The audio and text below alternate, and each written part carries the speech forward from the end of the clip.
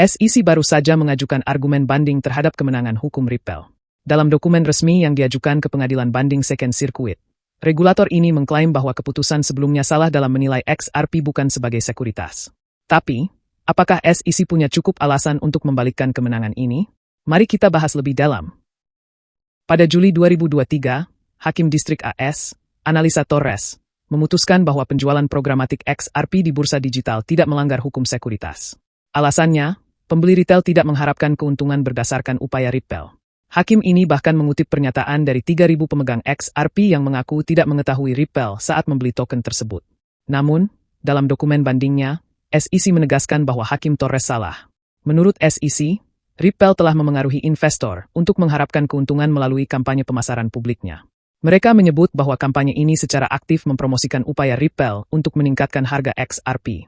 Selain itu, SEC menyebut bahwa pengadilan rendah keliru dengan mensyaratkan pembeli harus tahu bahwa mereka membeli langsung dari Ripple untuk mengharapkan keuntungan. Regulator ini berargumen bahwa ekspektasi keuntungan bisa timbul meskipun melalui penjualan tidak langsung. SEC juga menyebut bahwa keputusan ini melemahkan Federal Securities Act yang dirancang untuk melindungi investor. Pernyataan SEC, fakta yang tidak terbantahkan menunjukkan bahwa investor retail mengharapkan keuntungan berdasarkan upaya Ripple, terlepas dari apakah mereka tahu pembelian mereka berasal dari Ripple atau afiliasinya. SEC juga mempersoalkan keputusan terkait distribusi XRP Ripple untuk kepentingan non-uang tunai, seperti donasi amal dan hibah. Dalam kasus ini, pengadilan rendah memutuskan bahwa transaksi tersebut bukan kontrak investasi karena tidak melibatkan investasi uang, syarat utama dalam tes Howey. Namun, SEC tidak setuju. Mereka menyatakan bahwa transaksi ini setara dengan pembayaran uang tunai dan seharusnya dianggap sebagai sekuritas. Dokumen banding ini memicu reaksi dari berbagai pakar hukum. Jeremy Hogan, seorang pengacara terkemuka, menyebut argumen SEC kurang meyakinkan. Hogan berkomentar bahwa setengah dari dokumen banding hanya mengulang alasan pengadilan sebelumnya.